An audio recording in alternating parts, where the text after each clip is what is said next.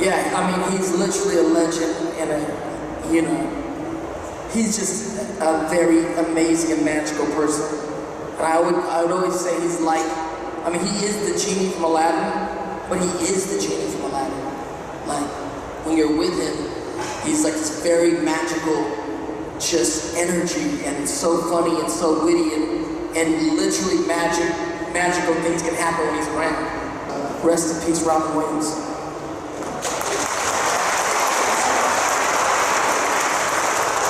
Hello and welcome at the Risty Vlog. Once again, we're at the Comic-Con. And this Comic-Con is called Fact and it's in Ghent. So this is way bigger than Brussels.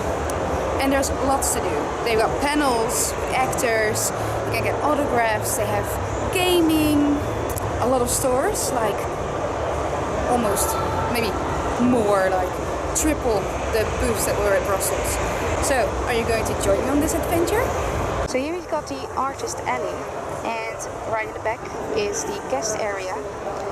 And of course there we have the photo booth. I will take you a bit closer to what kind of actors we have today. So I don't know how you pronounce all the names of the actors, but here we've got Dante Basco from Hook, and of course the voice of Zuko. We got Tomer of Capen. I know nothing about him, so I'm sorry. And we got Jack Gleeson from Game of Thrones, Mark Shepherd from Supernatural, Rebecca from Once Upon a Time, and Bob Morley from the 100. I am going to meet today. Going to get an autograph and of course the photo shoot. Here they're doing some live artwork, and he was working on it yesterday. I haven't seen it because I wasn't there, and the completion will be today.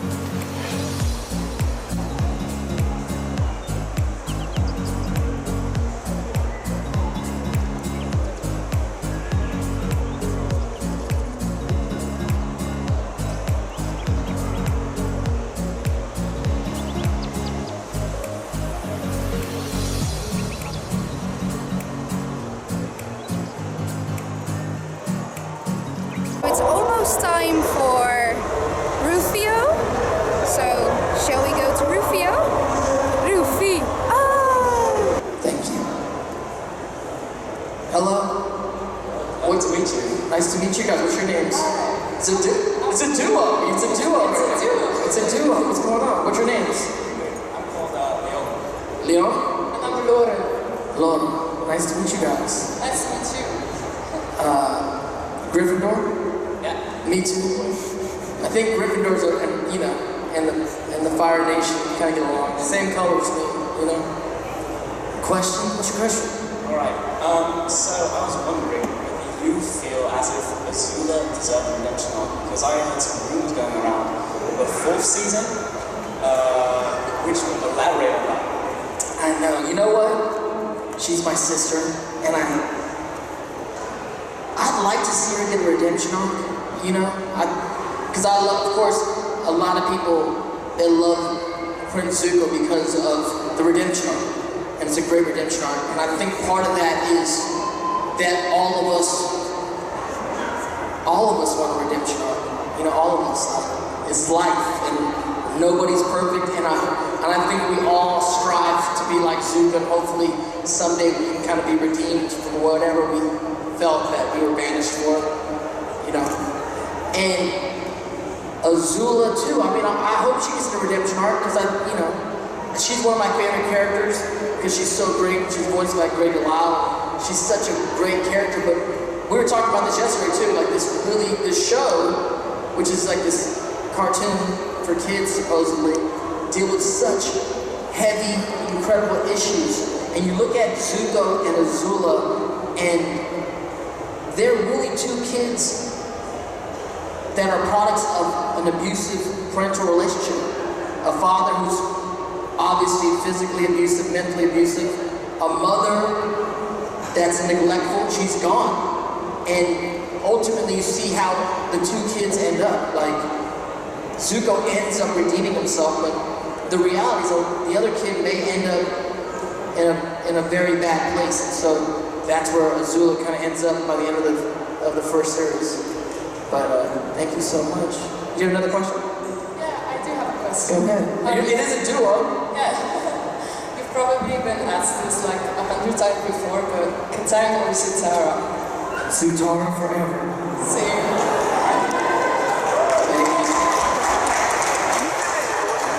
Hello.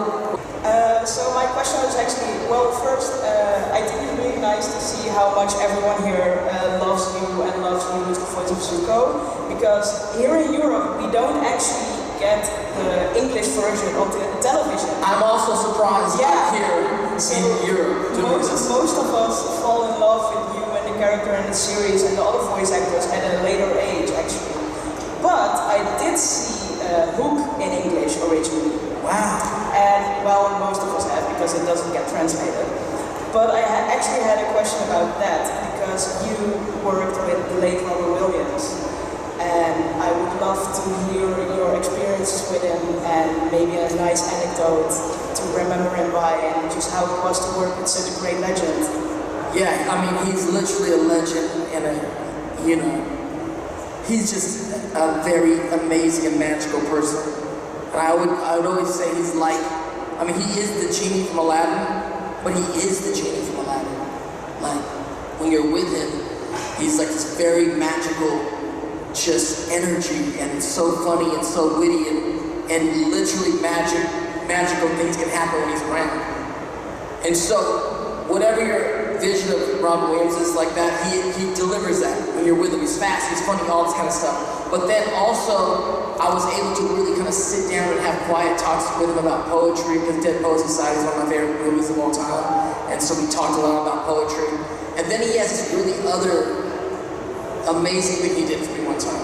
I'm like a 15-year-old kid and I'm on the set, right? And I'm just looking at everybody, and you see all these big stars, Steven Spielberg, Dustin Hoffman, Julia Roberts.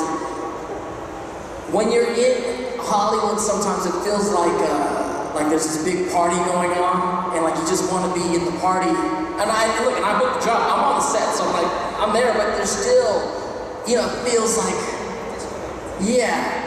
And then Robin Williams comes up to me one day, and I'm kind of like looking at everybody. He's like, Dante, like, where are you from? Where are you from? I'm like, I'm from San Francisco, just like you. He's like, oh yeah, because he's like a famous San Franciscoite, right? But he goes, no, where's your family from? Oh, well, I'm Filipino. And he goes, yeah, I thought you were Filipino. He goes, his wife at the time, Marcia, she goes, she's half Filipino. I go, oh, really? He goes, yeah. yeah, because you totally remind me of that side of the family, like my father-in-law. We start talking about my culture, and he had this way of kind of just putting his arm around me and like let me know as like a young kid, like, hey man, like you're invited to the party, like you're not outside the party, like come in, this is for you. And he didn't have to do that. He was just that kind of guy, you know? So rest in peace, Robin Williams.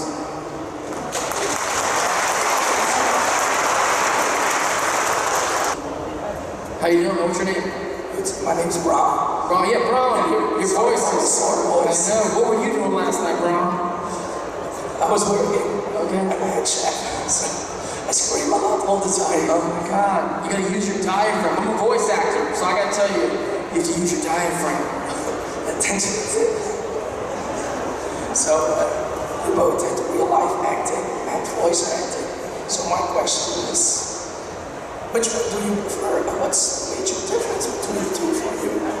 Okay. So, I don't want you talking anymore because you're hurting everybody.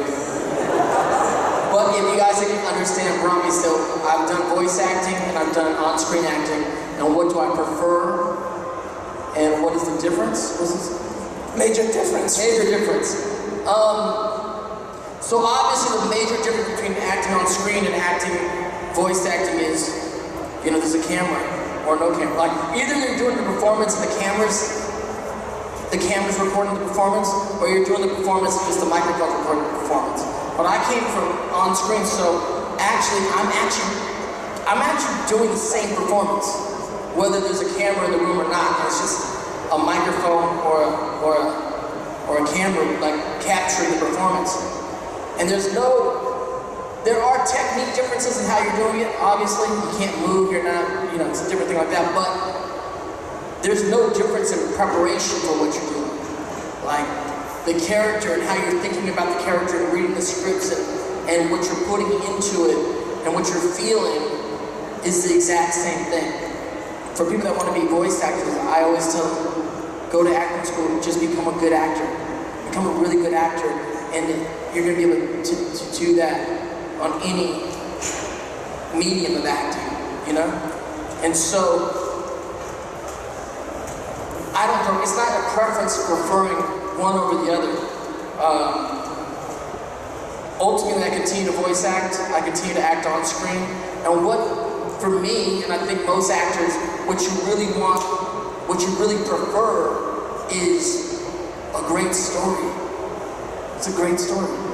At the end of the day, all of us as filmmakers and television, whether it's animation or movies or television or even social media people, we're just storytellers. And at the end of the day, you want to be involved in a great story. And we know the great stories. Avatar, Star Wars, Harry Potter, these are great stories that you want to be a part of something, just a great story. Any part of it is great, you know? Thank you so much. All right, that's right. Thank you guys so much. Have a great rest of your evening. And next panel will be King Joffrey. But before I'm going to do that, I'm going to show you something about the Cosplay Parade. It was very large, so I'm going to do just a mix of it. And after that, Bob Morley. First up, from Attack on Titan, a very big cheer as they enter, but also exit the stage later, Sasha and the Almighty Potato.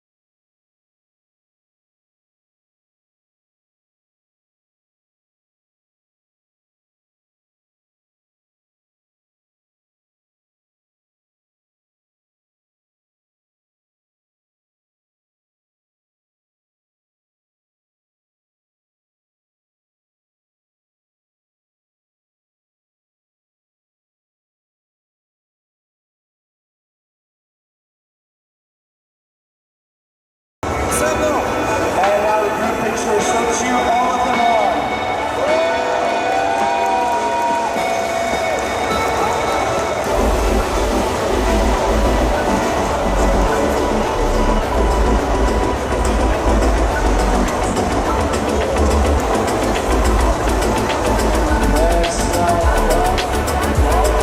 Jack Gleeson.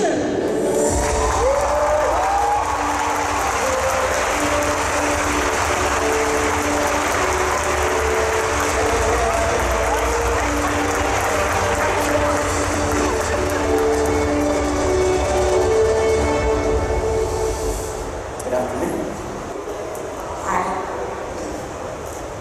Hi, sorry. Didn't know where that was coming from. Here. Hi. How are you? I'm good, how are you? Good. So my question is about how Lannister has been portrayed by some of the greatest actors, which includes you, because it's still crazy to me how young you were and still you gave mind-blowing performances like Lena and Nikolai and Charles and Peter. So my question is, how was it, like how was the experiment of like working with some great actors and what did you learn from them? Like were they mentors to you and stuff? I learned so much from them, yeah. Like, they wouldn't necessarily give me direct advice or mentor me, but just being in their company and being in their presence and seeing them work and seeing them act and seeing how they prepare. As a young actor, it's like the best education you can ever get. Obviously you can go to acting school and acting class, but seeing actors up close work, really good actors, and acting with them, that for me is the best way to learn. And so yeah, I don't know exactly what I did learn from them. I guess there's a certain stillness that they all have. Like Charles Dance in particular, you know, he has such a presence, and you can't really, I don't know if you can really teach that or learn that, but just seeing, yeah, how they prepare and the confidence that they give their performances, it's yeah, I feel very lucky that I got to work with them. Thank you. Cheers. Hiya. Since Joffrey is such a hateable character, I can imagine there are quite a lot of people who can't separate character from actor. And I was wondering, what is the worst insult you've ever gotten before? Well, thankfully, I've actually never I've never been met with any negativity, you know, from people who watch Game of Thrones. I feel like some people think that fans come up to me on the street and beat me up, but that's never happened yet. I have one more night in Ghent, so maybe that's gonna happen tonight on the Grassley or something. But no, so thankfully everybody I meet, everybody I have met is really polite and nice and courteous and friendly. So I don't think anybody, I mean, somebody might come up to me and say, I hate you, but I miss you on the show, or, you know, I hated your guts as Joffrey, but it's always friendly and jovial. It's never serious. Like, I've never met anyone who is honestly, like, angry with me for killing Ned Stark or something. That would be pretty demented. So, but if anyone is here upset with me, I am sorry, but I can't take it back. So yeah, thankfully everyone's really nice. You're welcome. Hi.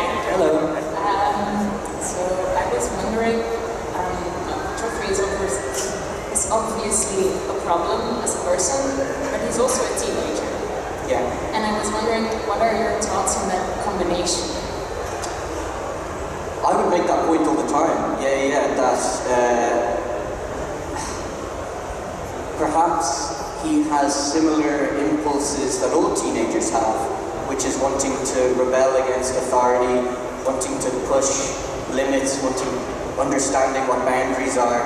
It's just in his context, instead of like going and drinking a beer in the park with his friends, he's like, you know, decapitating people. It's a slightly different states, but I think there is a sense where who the character is intrinsically linked with him being a young person, being a teenager, who has been given too much power, you know, who hasn't been given any good role models, hasn't been given enough, you know, discipline. So there is that side to it. Now, I don't know if that explains all of his actions, but I think a lot of people put in a situation where they're given ultimate power would maybe end up acting not too dissimilar to how Josh reacts, because power is very corrupting, and we all think of ourselves as like well-behaved people who have morals and principles. But if somebody like tells you that you're the ruler of everything and you can do anything you want, especially at a young age, you're probably gonna be an asshole, you know. So yeah, I'm glad that I wasn't a king when I was that age. Thank you. You're welcome. This might be a bit of a controversial question, but what did you think of the ending? Yeah. Well, I kind of have a get out of jail free card because I didn't see the ending. I didn't really watch Game of Thrones that much. Mainly at the start because I didn't like watching myself on screen, and then I just wasn't in tune with all of the plot lines then afterwards, and a lot of my friends watched it and they were like, you have to watch the final season, so I saw a few episodes, but obviously a lot of people were disappointed and that's a shame, but I guess it just went downhill ever since I left the show, you know. So, I was thinking, what did you think of the final season? Personally, I didn't like it. Yeah, I think a lot of people would agree, but I suppose we have the prequel to look forward to, the new TV show, and maybe George R. R. Martin will write a book at some point, and yeah, I mean, it's always sad. I don't know how you do endings. Endings are so hard. Like, I guess Harry Potter was a pretty good ending. I'm trying to think of like good endings and bad endings. Yeah, I don't know what to say other than fucked up. That's a wrap. Jack Gleeson! Thanks guys, thanks for all your questions. Enjoy the rest of the podcast. Next up, give it up for this original Green Lantern, this Outcome Man, the original Green Lantern.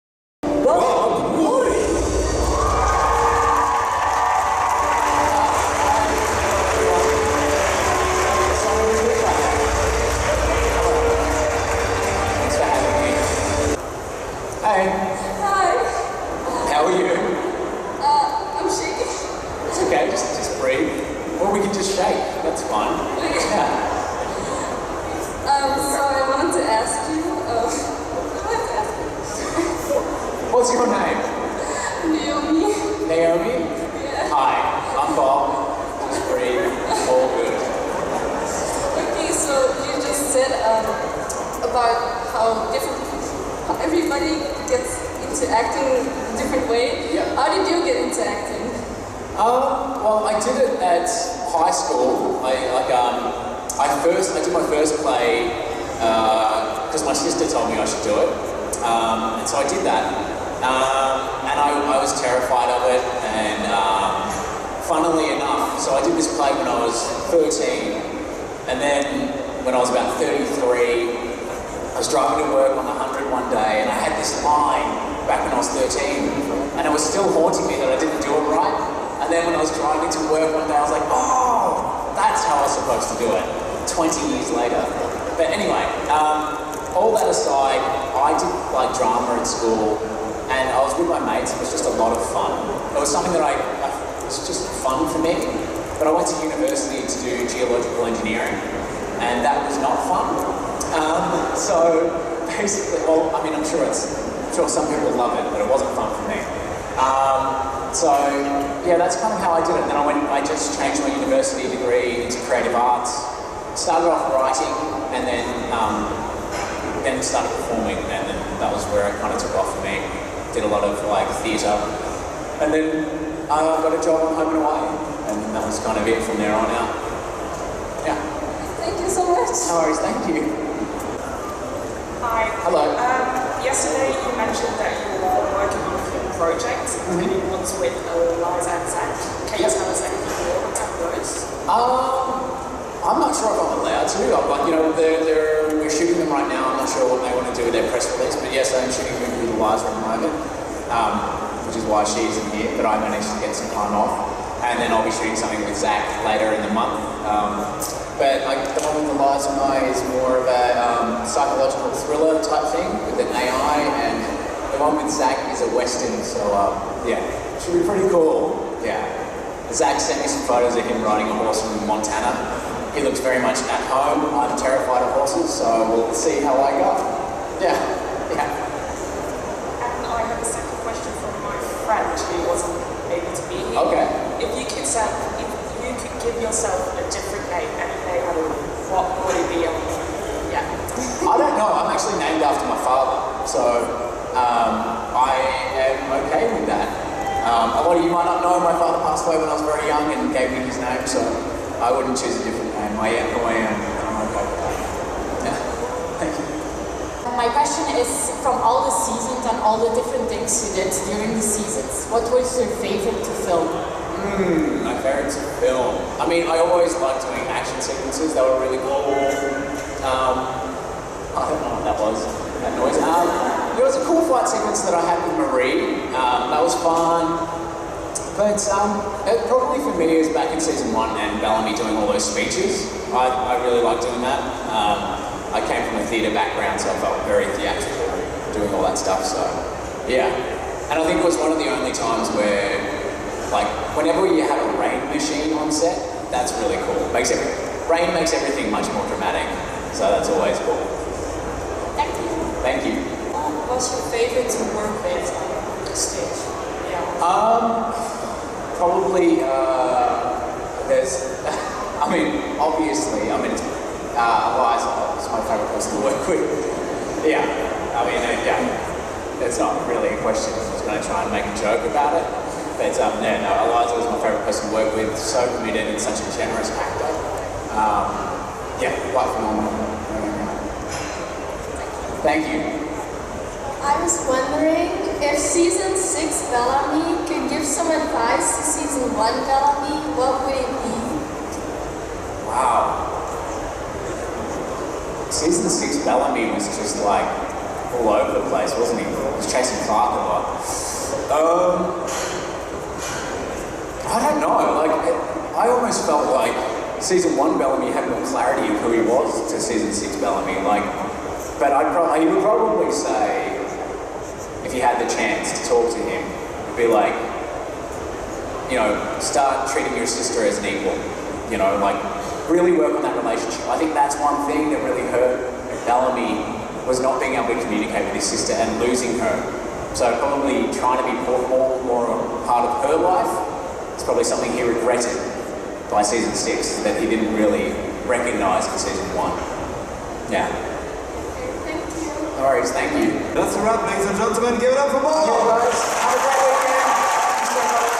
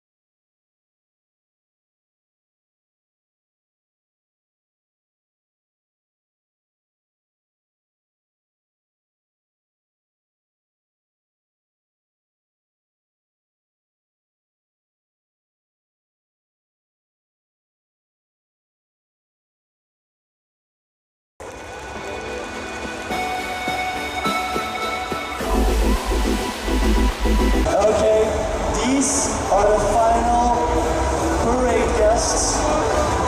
They are very friendly individuals. They will do you no harm whatsoever. They're very friendly lads. They are nothing really bad is going to happen at all. So yeah, let me just introduce. Oh, I was trying to set you guys up too hard. Oh no! Give it up for the Peaky Blinders!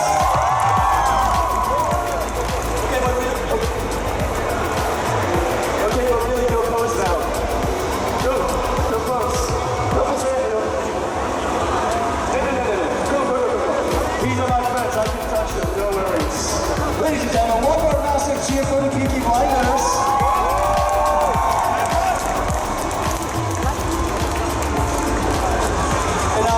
As well. Ladies and gentlemen,